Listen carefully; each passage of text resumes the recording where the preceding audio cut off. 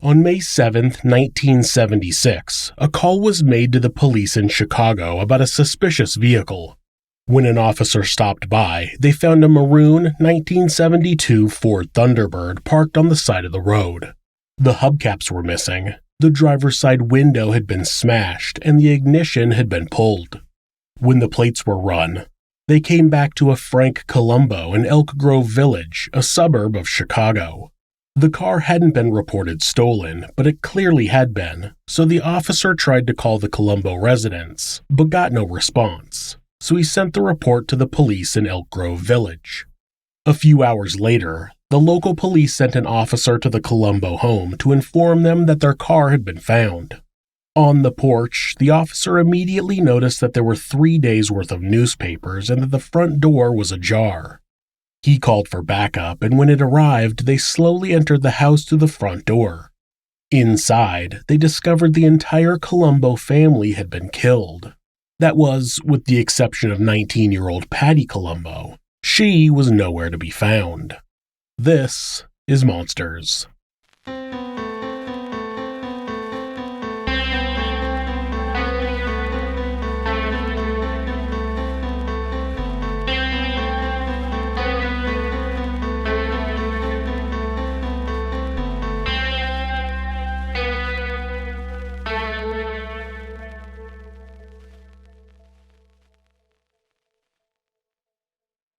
Patricia Columbo, who went by Patty, was born on June 21, 1956 in Chicago, Illinois, to Frank and Mary Columbo. Frank worked as a loading dock foreman in a shipping terminal, and Mary stayed at home with the baby, affording them a blue-collar lifestyle.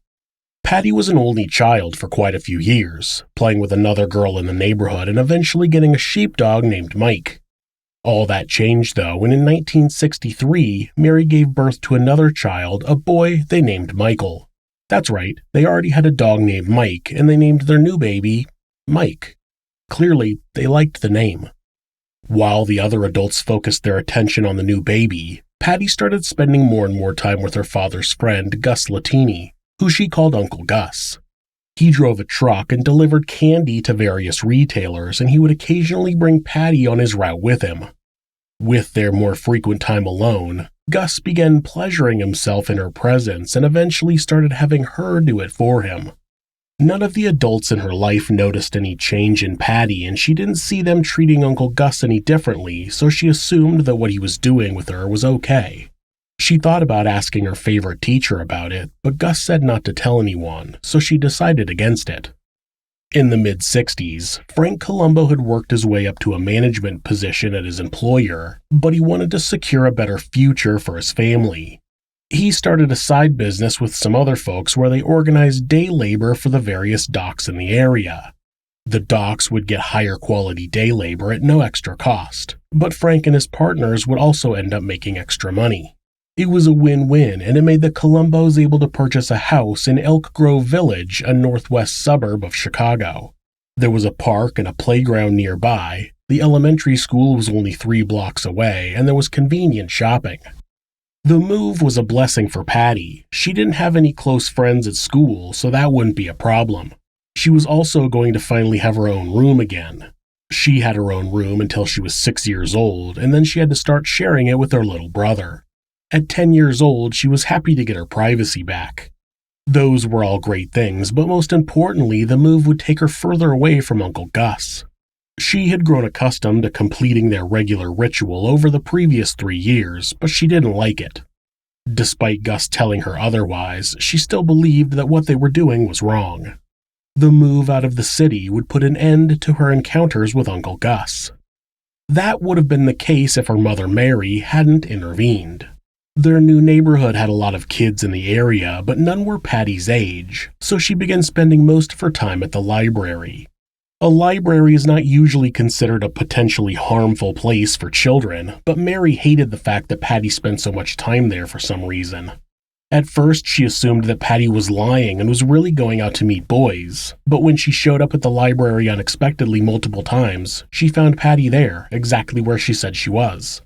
Then, Mary became convinced that the library was a place where perverts went to pick up little kids, and she started sending Patty to the city to spend time with her godmother, Janet Gower. This, of course, pushed her back into the clutches of Uncle Gus. Once a month, she would spend the weekend with her godmother, but Gus would pick her up on Friday and have his way with her before delivering her to Janet. Patty eventually just accepted that her monthly assaults by Gus were part of her life. Then he started talking about going all the way, and she knew she couldn't let that happen. She didn't think her mother would believe her, and she thought her father would kill Gus, so she continued to suffer in silence. At one point, she considered suicide, but in 1968, her godmother Janet got married and moved closer to Elk Grove Village. That meant that she'd be able to visit her any time and wouldn't need Gus to pick her up and drive her into the city. It seemed that she was free from Gus once and for all. Now that Patty was developing into a teenager, her mother, Mary, became more and more obsessed with where she was and what she was doing. Patty didn't come home from school right away like her brother did. She liked to hang out with her friends. Mary assumed she was meeting boys.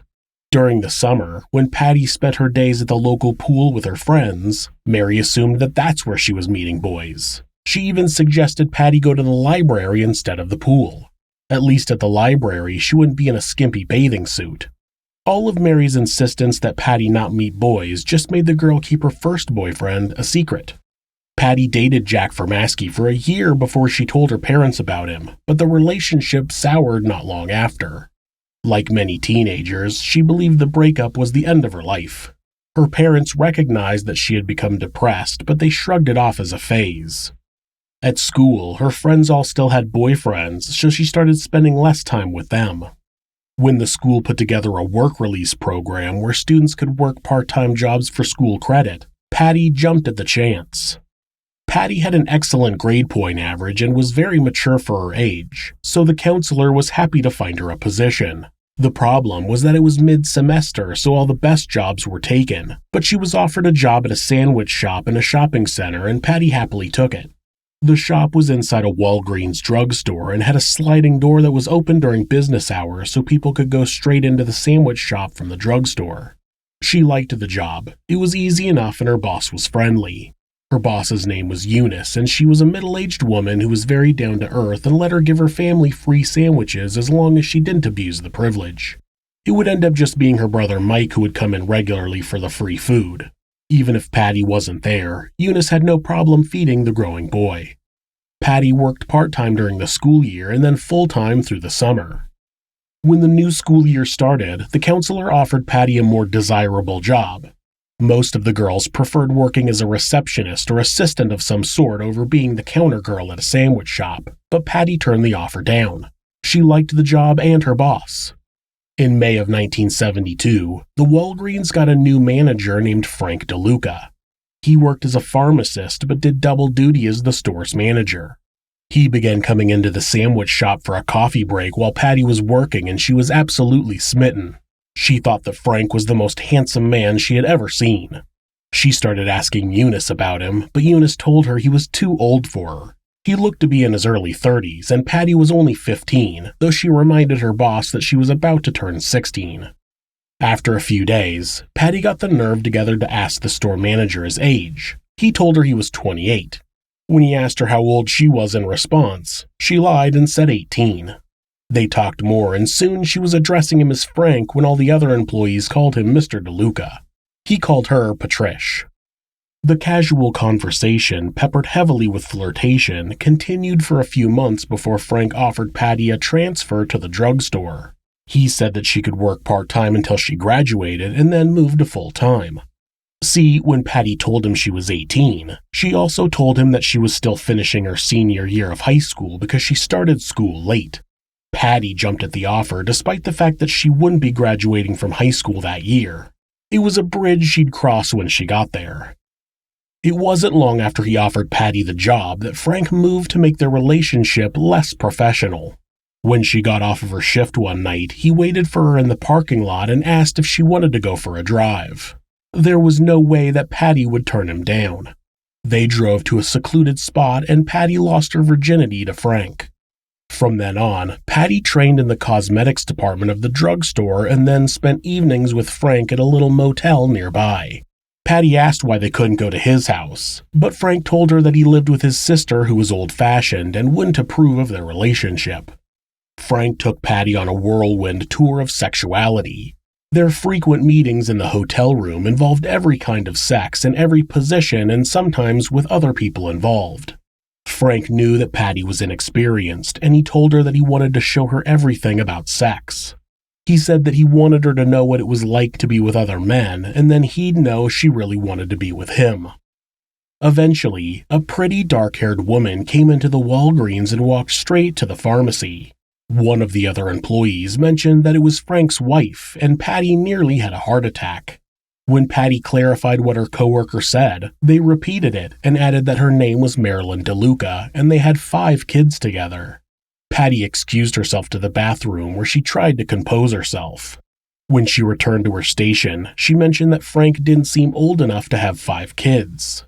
Having their relationship be a store secret, she didn't want to just say she knew how old Frank was. So she said, quote, "I thought I heard someone say he was 28 or 29. The coworker chuckled and said, "He's 35. Frank DeLuca Jr. was born on June 28, 1938 in the Chicago area to a working-class family. His father, Frank Sr., was a truck driver.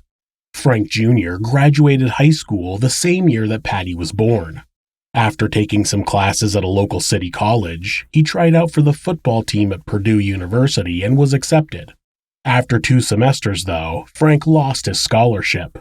According to Frank, it was because he got injured, but others say he was simply cut from the team for not being good enough. After a year of labor work, Frank learned about a scholarship to the pharmacy program offered by Walgreens and took it. They would loan him the money to complete the program, and then if he worked for the company for a certain amount of time after graduation, the loan was forgiven. Before Frank started the pharmacy program, in 1960, he married Marilyn Curcio. Frank received his bachelor's degree in pharmacology in January of 1963 and was immediately put to work at Walgreens, where he quickly climbed the ladder. Over the years, he had 5 children with his wife and was promoted to store manager in 1969. 2.5 years later, he was put in charge of the store in Elk Grove Village, where he met Patricia Columbo. As soon as she could, Patty got Frank alone in the pharmacy and confronted him about the new information she had just learned. He admitted that he was married and he did have 5 children, but he wanted a chance to explain. Patty agreed to meet him after work so they could talk, and his explanation was exactly what you'd expect. When they got to the motel, he told Patty that he had married too young and had too many kids too fast. His relationship with his wife had become monotonous and they had stopped having sex a long time ago. He said that he wanted to get a divorce, but he still had to take care of his children and there was no way he could split his resources between 2 families. He assured her that he loved her and that he just needed some time to figure things out. Patty forgave him and she told him she also loved him. Then they had sex. Afterward, while Frank was laying next to her in quiet satisfaction, she told him, quote, "I'm only 17. Frank was shocked. Patty then told him that if anybody found out about their relationship, he would go to jail, only if her father didn't kill him first. She said he was lucky she loved him because she wasn't going to tell. At the age of 17, Patty learned that her boyfriend was 35, married, and had 5 kids, but even that couldn't prepare her for learning that her mother had cancer. Mary had surgery to remove a large portion of her intestines and would be going through radiation therapy, but the doctor said the prognosis was good. He said the cancer hadn't spread far and he was very hopeful. When Mary returned home, she was confined to her bed, which meant that all of her responsibilities became Patty's. On top of that, she also had to take care of Mary, emptying and cleaning her colostomy bag. At the same time, Michael was taking advantage of her as much as he could. He would ask for pancakes with strawberries for breakfast and have her iron his favorite shirt for school. When Patty was 4 months away from turning 18, she wanted to get out of her house. Patty quit going to school and asked Frank to schedule her for full-time hours. Even then, she wasn't making enough money fast enough to get her own place. She was also growing tired of Frank's sexual demands and wanted to get away from everything for a while, so she came up with a new plan. In an effort to get out of her parents' house and as a means of forcing herself to break it off with Frank, she decided to go to jail. She knew she didn't have the strength to leave him on her own, so if she was sent to jail for a year, she would be forced to be away from him. It was a flawless plan, if you're a 17-year-old. For the rest of us, it was idiotic, but it gives me something interesting to write about, so here we are. On her day off from work, she went into the Walgreens and told Frank that she needed something out of her locker, but she forgot the key. She asked if she could use the master key, and he handed it to her. In the employee locker room, she went into the lockers of 2 other employees, stealing one's wallet and stealing 2 credit cards from the other. Then she returned the master key to Frank and went on a little shopping spree. She wrote checks and used credit cards over a 3-day period. She made sure to talk to the cashiers that helped her so they would remember her. When her coworkers reported the theft, Frank had to tell security that he had given the master key to Patty because another employee saw him do it. While they investigated, they suspended Patty, but she found another job as a receptionist at a commercial piping company. It wasn't long before Patty started her shift one morning that police arrived and placed her under arrest. As soon as she was placed in the back of the police car, she immediately regretted her decision. She did not want to go to jail and she did not want to be away from Frank DeLuca.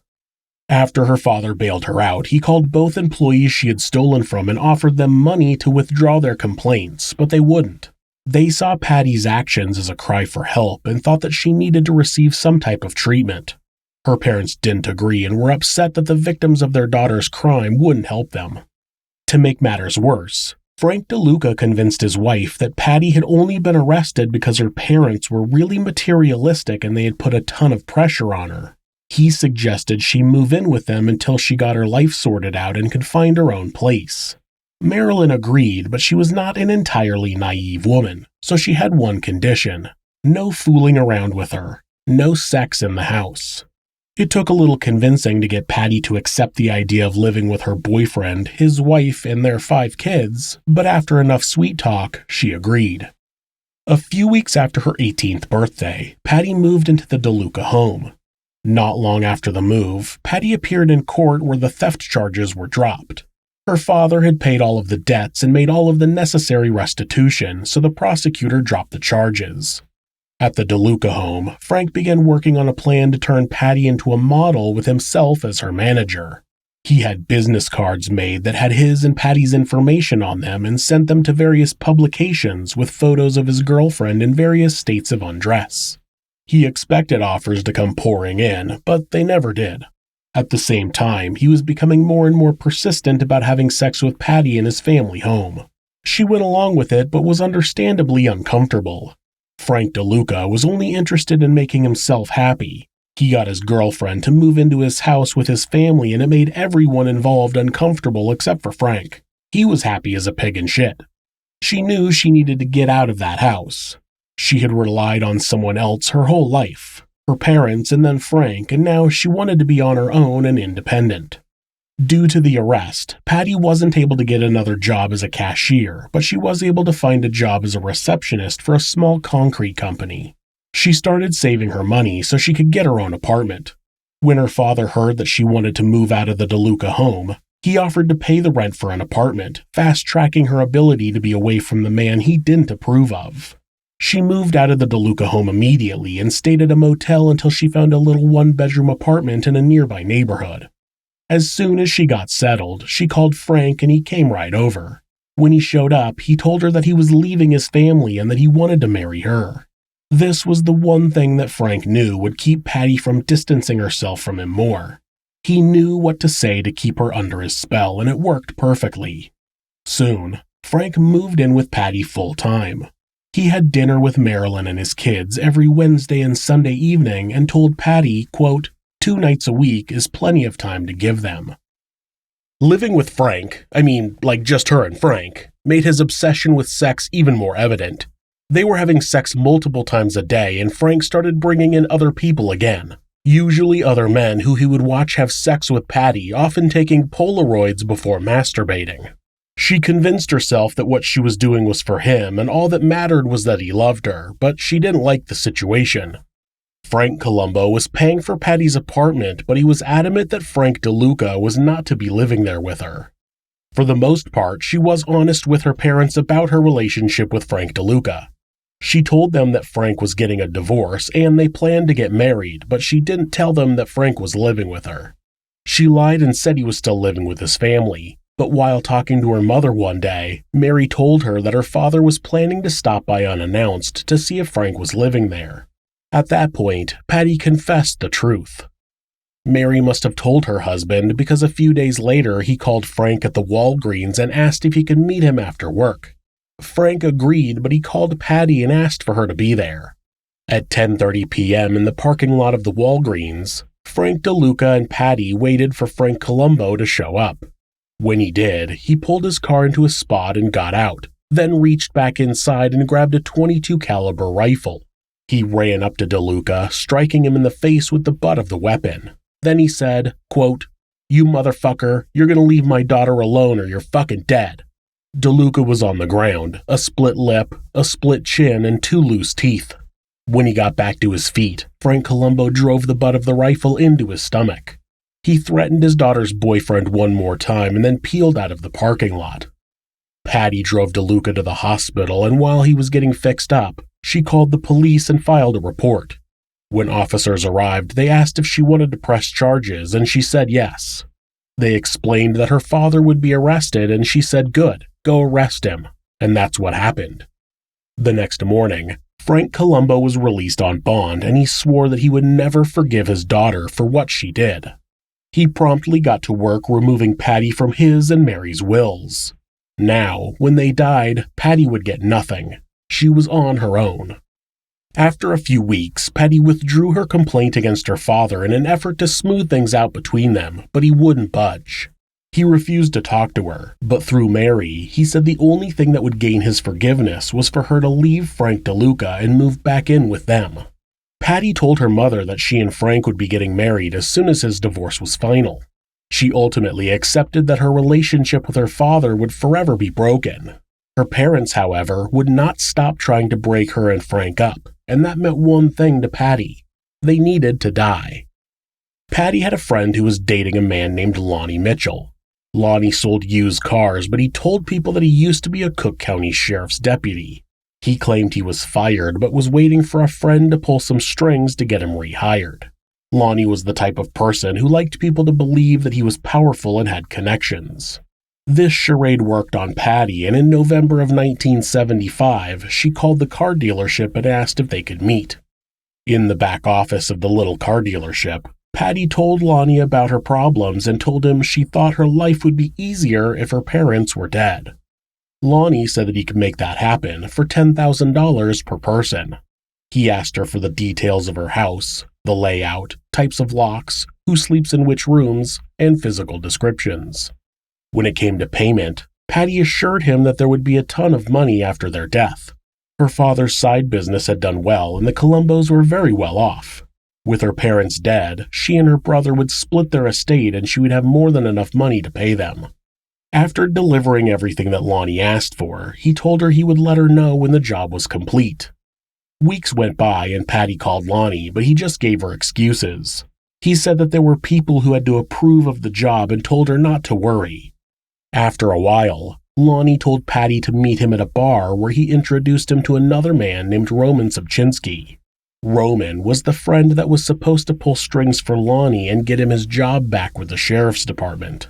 According to Patty, Roman wasn't happy about doing a job without any payment up front, and he wanted to work something out. Obviously, the something was sex.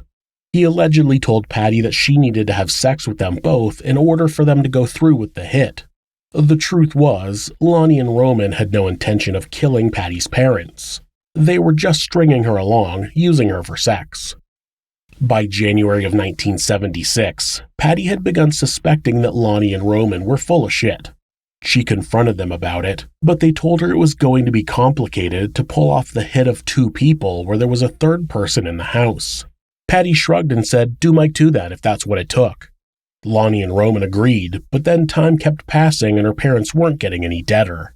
Patty pushed more to get her hitmen to complete the job, but they continued to drag their feet. Frank DeLuca had become completely convinced that Frank Columbo was going to take a hit out on him. He and Patty decided to go through with the killing on their own. On May 4th of 1976, Frank and Patty snuck into the home of her parents. Frank shot her father first, and when he was on the ground, Patty used a lamp to bash in his skull. Mary had run and hidden in the bathroom, and Frank found her and shot her once between the eyes. Then one of them also slit her throat. Then Mike was shot in the head, his skull beat with a blunt object, and he had been stabbed almost 100 times. They had somehow taken both Frank and Mary Columbo's vehicles and moved them to other places around the Chicago area. When Frank Columbo's car was discovered on the 7th, it set off a chain reaction that would end up with the discovery of the murdered Columbo family. The officers who first arrived on the scene only saw Frank and Mary's bodies before they left the house and reported multiple murders. Detective Raymond Rose was assigned to the case, and when he arrived on the scene, he was told about the 2 bodies that had been found inside. They took note that whatever had been used to bash Frank's head in was not there. It had left shards of green and clear glass, but the object itself was gone. There was a rogue lampshade on the floor, so they assumed the makeshift weapon was a lamp. When they saw Mary's body in the hallway, they noted that her nightgown was pushed up and her underwear were pulled down. The large diamond ring was still on her finger, so they ruled out robbery. When they got to the end of the hallway, they went into the master bedroom and turned off an alarm clock that had been going off for who knows how long. In the other bedroom, they found the body of Mike lying on the floor by his bed. Next to him was a bowling trophy that was bent and covered in blood. On the desk in the bedroom was a pair of gold scissors that were also covered in blood. Investigators looked at the rest of the property and noticed that other valuables weren't missing. A portable color television, a CB radio, a stereo, cameras, a shotgun, and there was a wall safe that didn't look like anyone had tried to pry it open. All of the windows were intact and there was no sign of forced entry. It seemed like a personal attack. Outside, they did find a 9-inch knife and a steak knife. Forensics technicians collected the bowling trophy and the scissors. They found a bullet in the carpet of Mike's room, and they collected a number of hand and palm prints. Just before Mike's body was going to be placed in a body bag, one of the techs saw a single hair on his torso and collected it. By the time Detective Rose was done at the scene, he had put out a bulletin on Mary's 1972 Oldsmobile 98, and he called Patty to notify her of the situation. Instead of going to the scene, she showed up at the police station and immediately started suggesting that her father was the target of a mob hit. She claimed that Frank Columbo ran a mob chop shop. Investigators were already digging into Frank Columbo's personal history, and they could find no connection with organized crime or that he ever operated a chop shop. Frank was as squeaky clean as they came. Instead of her suggestions leading the investigation away from her, it made them question why she would lie. Her stories about a mob hit just made the authorities more suspicious of her. After she left the police station, investigators kept their eye on her. It wasn't long before they found the report from when Frank Columbo had assaulted Frank DeLuca with his rifle. Police learned that the couple were not on good terms with her parents. When Frank Columbo's car arrived at the station, forensics technicians immediately searched it. Handprints were found on the fender and the trunk of the car, and the handprint was missing a left index finger. There were also glass fragments on the floor, which were eventually matched to the glass fragments from the missing lamp. The same day, Mary's Oldsmobile was recovered, and when they searched it, they found 5 fingerprints and cigarette butts from 2 different brands in the ashtray. The autopsy showed that Frank Columbo had been shot 4 times in the head, had his skull bashed, and also had multiple stab wounds and some cigarette burns. It looked as though the killer tortured Frank before he died. Mary had been shot once in the head and her throat was slashed, but the medical examiner determined that the gunshot wound likely killed her instantly. He also determined that there were no signs of sexual assault. Her underwear might have been pulled down to make it look like the motive was sexual. It may have been intentional to throw the detectives off. Mike was shot in the head once, had multiple contusions on his head, and almost 100 stab wounds on the front and back of his body. The medical examiner determined that there were no defensive wounds, so Mike was already dead or incapacitated when he was stabbed. A funeral for Frank, Mary, and Mike happened on May 10th, and the police were in attendance, but they weren't paying attention to the funeral as much as they were watching Patty.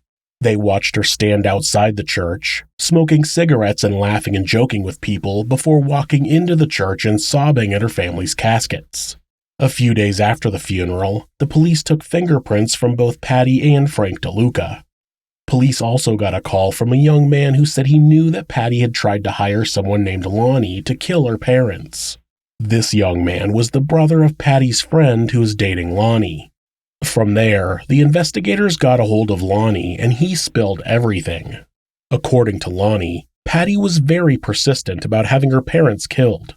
He told them that she had given him a map to their house, details of their schedules, and pictures of all of her family members, which he turned over to police. He said it was also her idea to kill her brother because she said he would eventually figure it out. He also told investigators that it was her idea to give them a down payment in sex since she didn't have any money. He swore that neither he nor Roman had any intention of killing anybody. They were just stringing her along for sex. On top of that, Patty asked him to get her a gun. Lonnie was given a polygraph where he was asked if he was involved in the murders of the Columbo family, and he was deemed to be telling the truth when he said no. On May 15th, police searched the apartment of Patty and Frank. When they arrived, both of them were there, but they refused to open the door. The police officers began kicking it in, but finally Frank yelled for them to stop and he opened the door. In an ashtray, they found cigarette butts that matched one of the brands that was found in Mary's Oldsmobile. After the search, they took both Patty and Frank to the station for more questioning. Patty saw Lonnie in the station and confessed to trying to hire a hitman to kill her parents, but she said that she wasn't involved in their murders. Patty was charged with murder and solicitation of murder and taken to jail, but Frank was released because they didn't have any evidence that he was involved. They did, however, learn that he was missing the index finger on his left hand, which made him pretty damn suspicious. Eventually, Roman was also questioned and offered immunity to testify against Patty and Frank. Then Detective Rose found an ex-girlfriend of Frank's who also worked at the Walgreens who was supposed to be Frank's alibi for the night of the murders.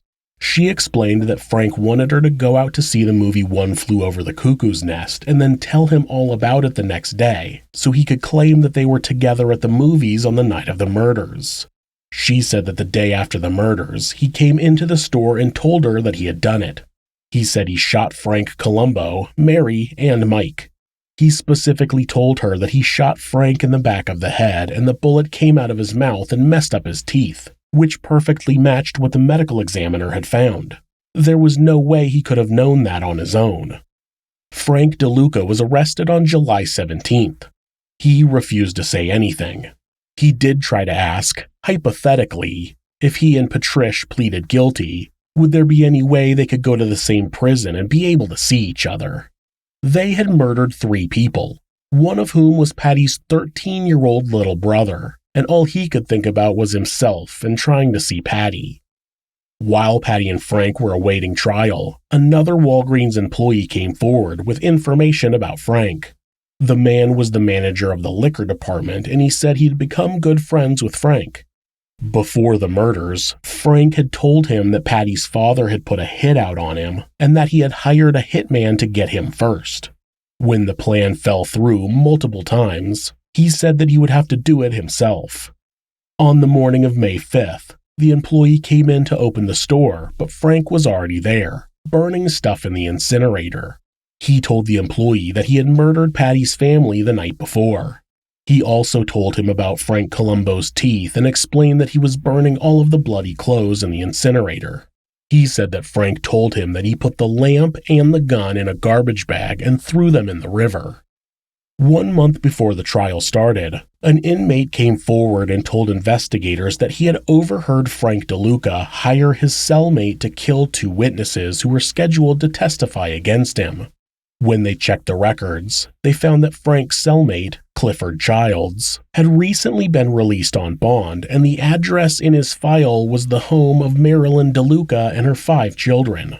The person who bailed him out matched the description of Marilyn, which she later confessed to. Police couldn't find Clifford, so they took the two witnesses and put them under 24-hour surveillance.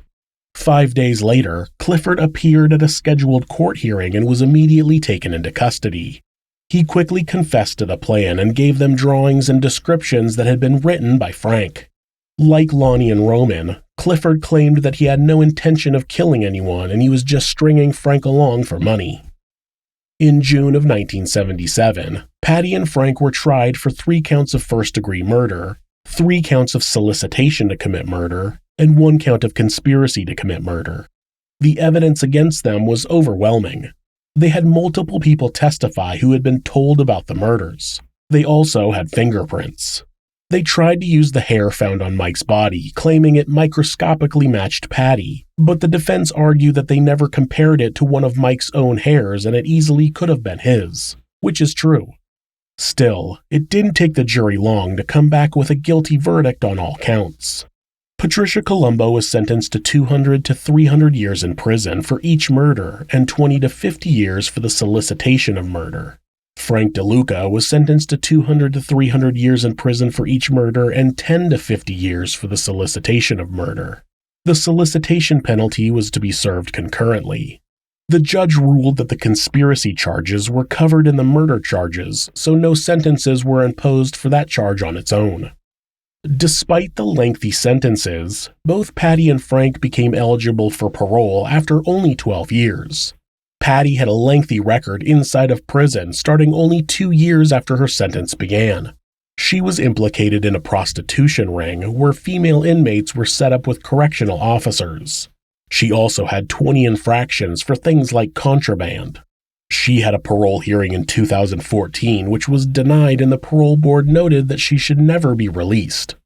Frank was the opposite of Patty. He had only a few infractions at the beginning of his sentence, but became a model inmate. He also had a parole hearing in 2014 where he told the parole board that what he and Patty did was horrendous and that they should never be released. The board denied his parole and also put a note in his file that agreed with his statement. He should never be released. Some people will do anything to get their way. They will destroy an entire family, even their own, over something as shallow as their parents not liking their boyfriend. Those people are monsters. If you're the victim of domestic abuse, please reach out to someone for help. Talk to your local shelter or call the National Domestic Abuse Hotline at 1-800-799-SAFE. That's 1-800-799-7233. Or you can go to thehotline.org to chat with someone online. This website is set up so that at any time, hitting the escape key twice will take you to a Google search page. That way, if your abuser is nearby, you won't get caught seeking help. If you're having feelings of harming yourself or someone else, or even just need someone to talk to, please contact your local mental health facility, call 911, or call Mental Health America, who operate the National Suicide Prevention Hotline at 1-800-273-TALK. That's 1-800-273-8255. They're available 24 hours a day, 7 days a week. Thanks so much for letting me tell you this story. If you enjoyed it, subscribe on whatever platform you're on, hit like, rate us, or leave us a comment. You can also check out our other show, Somewhere Sinister, on YouTube or anywhere you listen to podcasts. If you'd like to support the show, check out our new merch at Teespring. The link is in the description. Thanks again, and be safe.